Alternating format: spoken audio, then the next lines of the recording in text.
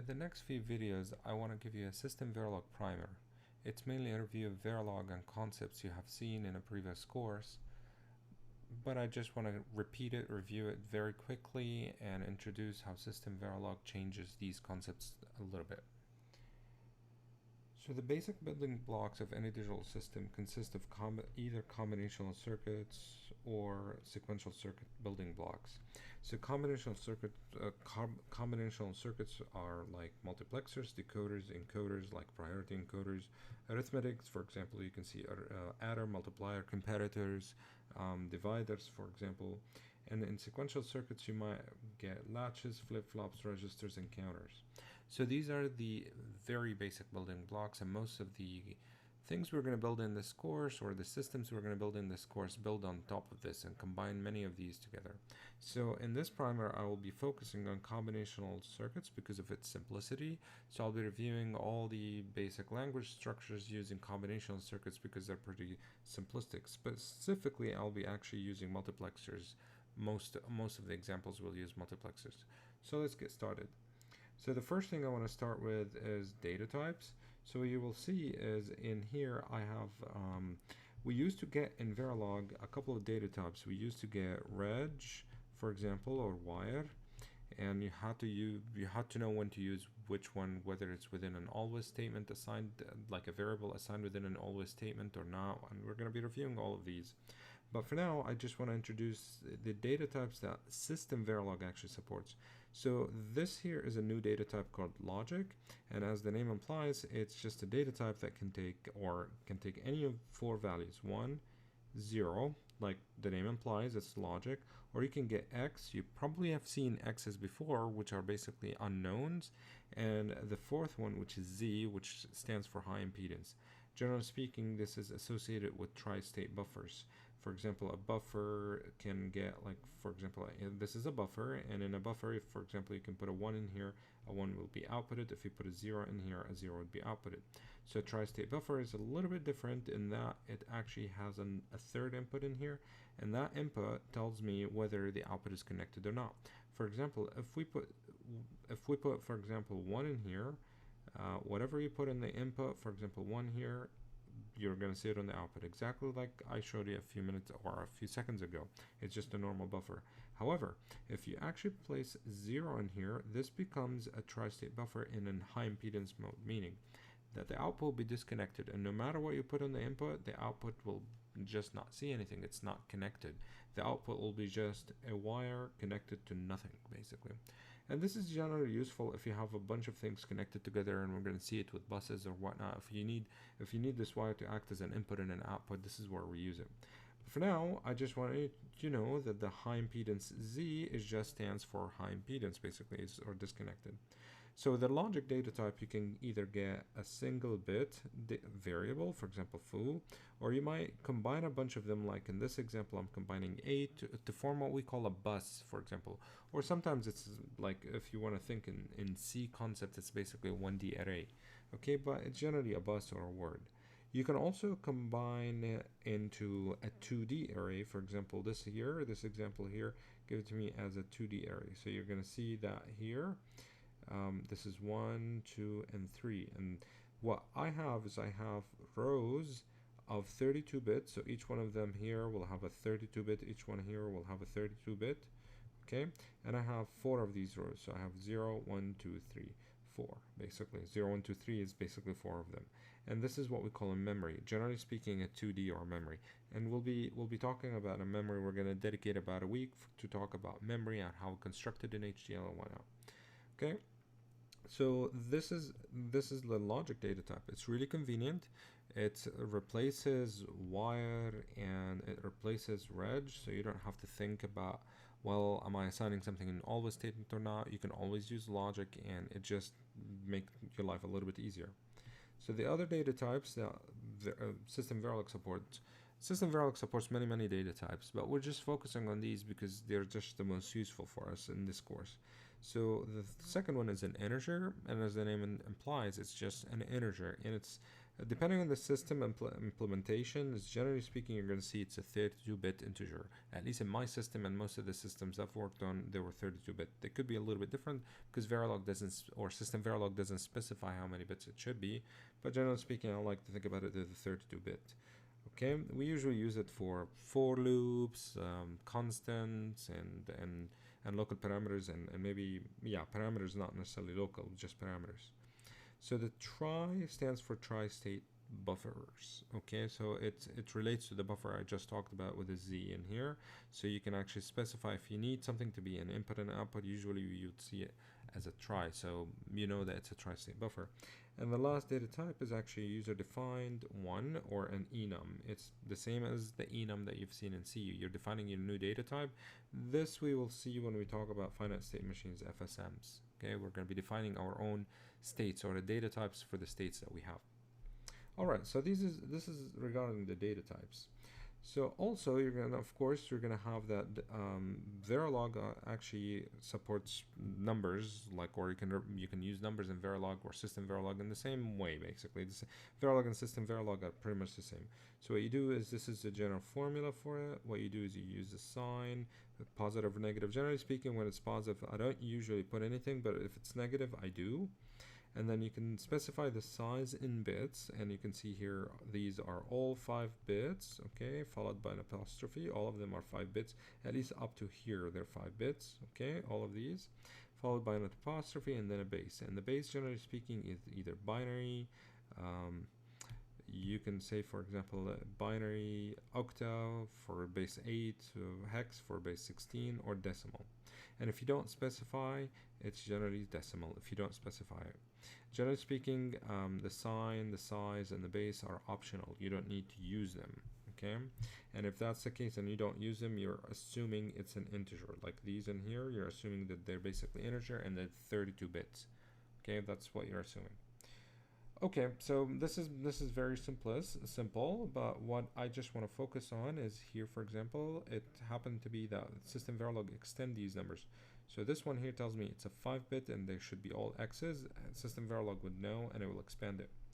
It's more interesting when you actually talk about it here. So for example, here's I didn't specify how many bits, so you're going to see that it's going to know that it's about 32, or it's going to assume that 32-bit, and this is the binary number, so it does these and actually extend the rest of it. If that was a negative number, you would have seen a bunch of ones here. As it turns out, it actually extends the sign bit, and this is a very convenient thing that SystemVerilog helps us with. Again, if you don't define it, it just assumes that it's just an integer of 32 bits. Okay, these are how we represent numbers in SystemVerilog.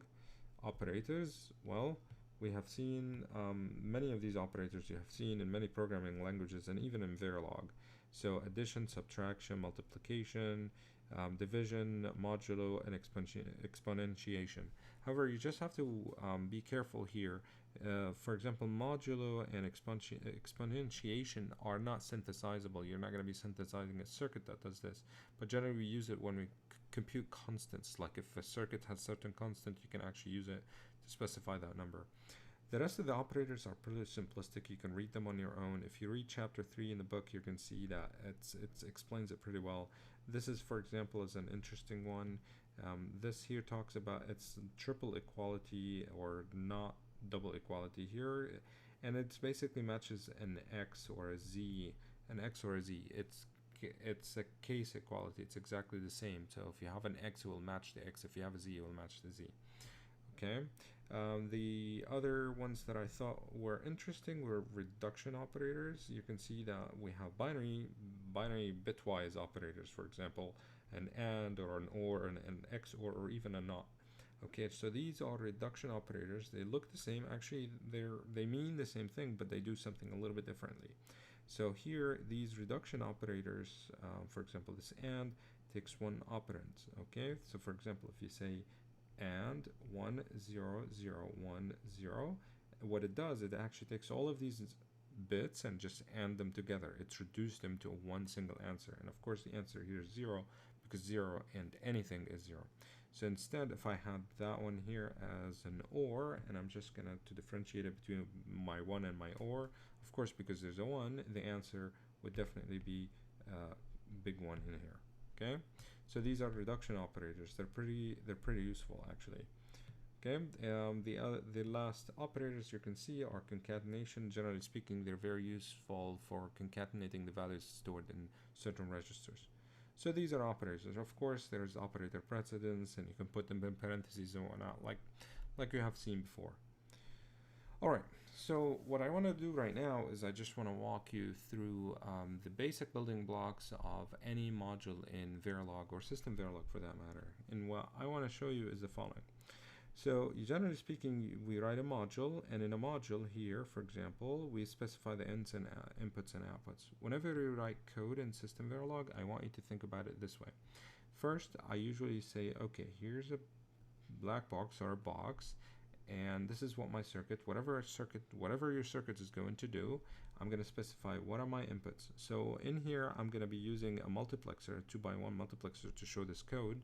And you can see, you know that a multiplexer actually has 3 inputs. So it has an X0, an X1, and an S. And this is basically inputs. I usually like to think about them this way, like on the left I put my input, on the right I put my output, and I only have one output, and that's an F.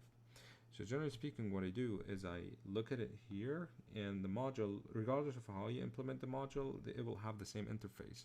And an interface, or the port declaration, I just go in here and I say, this is an input, this is an input, this is an input, this is an output. Okay, and what's new here is I'm using logic here. So it used to be in Verilog that we either use reg or wire, and if it's wire, you don't have to write it. Okay, so the reg, or register if you're using it, or if you're assigning it, if it's an output being assigned in an always statement. So in here, you don't have to even think about this anymore. You know that this is logic. It's not a tri-state, and it's not an integer, so it's a logic. So it's going to take 1, 0, X, or Z. And so generally speaking, I'd like you to define it this way. Okay. All right, so this is port declaration like any code ever. Okay, so you're gonna have your port declaration. What are your inputs? What are your outputs? Then you move on to whatever implementation within that module. So you're gonna go in here, and now I'm gonna figure out what do I need to do in here. And frankly speaking, this is what you need to do for a multiplexer to implement it structurally, if you're describing the structure of that multiplexer. And you can see I have a bunch of things in here, but most importantly, what I have is I have a couple of signals P0 and P1, so I'm going to define them here, signal declarations. Generally speaking, signal declarations most likely are optional. You don't have to define them. Verilog or Vivado's synthesizer would already know what to put in here, or will put like some sort of default values. But anyway, for now, what you need to know is it's a good habit to copy the signal declaration. Of course, if you're dealing with buses here, signal declaration become not optional, becomes mandatory. All right, so the program, and that's what I want to pause on. The program can take any of 3 things. It's either a continuous assignment, an always block, or module instantiation, or all of the above and replicate of them. You might have multiple continuous assignment, multiple always blocks, and multiple module instantiation.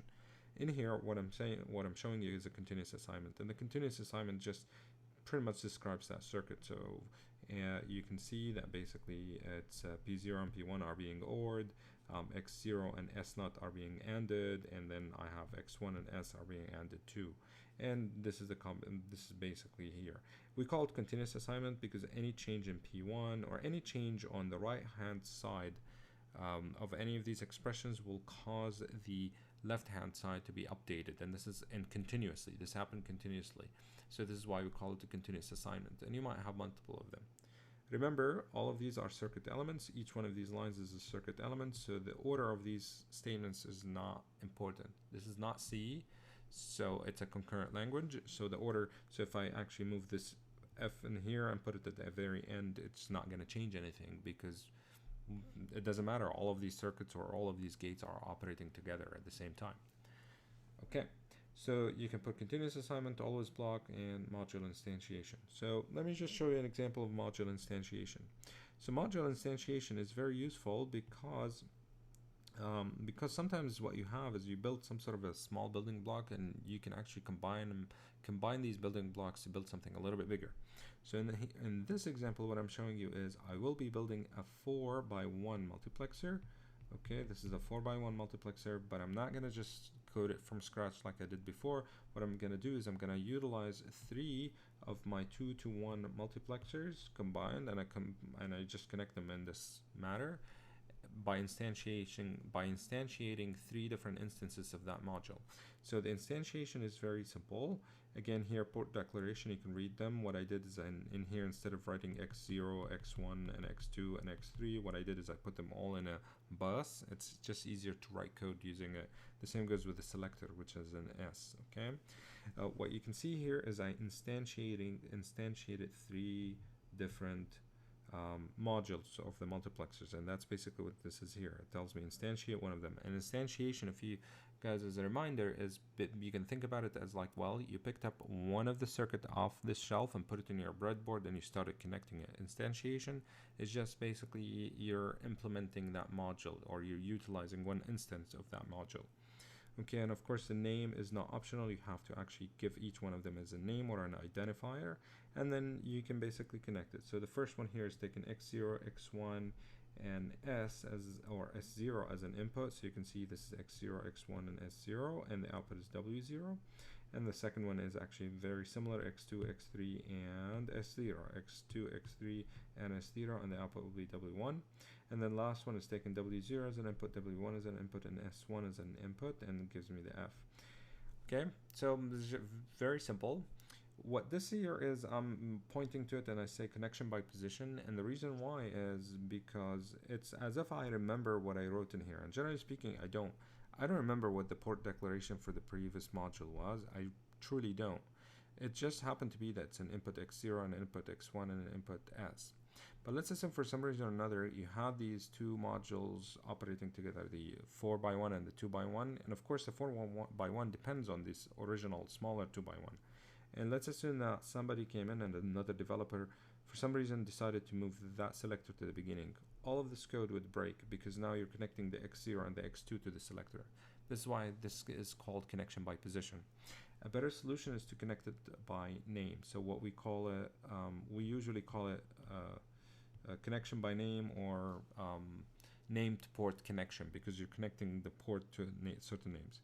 And it's as simple as saying .x0, .x1, .s, and .f, and between parentheses you decide what you want to give it as an input, and it just happened to be here as an x0 and x1 and so forth.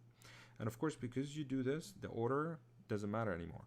So if you can see that the second instance of the 2-to-1 multiplexer, I decided to put x1 instead of starting by x0 and then x0, and then I decided to put the output and then another input. It doesn't matter. So the order doesn't matter anymore, and this is a lot more robust. So if you decided to change the s or the f and move it here, or the s and move it here, it will not change any of these, and you won't lose anything.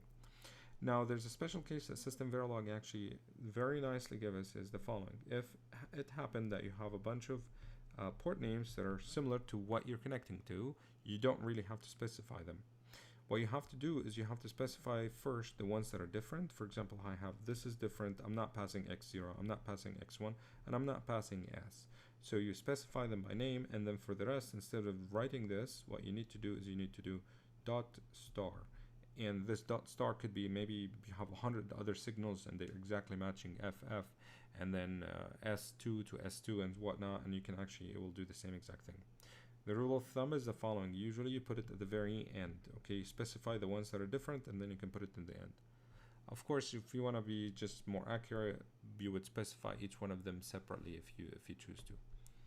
Alright, so this is what module instantiation is. Okay, and these are the 2. So we covered continuous assignment and module instantiation. In a separate video I'll talk about the always statement because it's a little bit longer than this.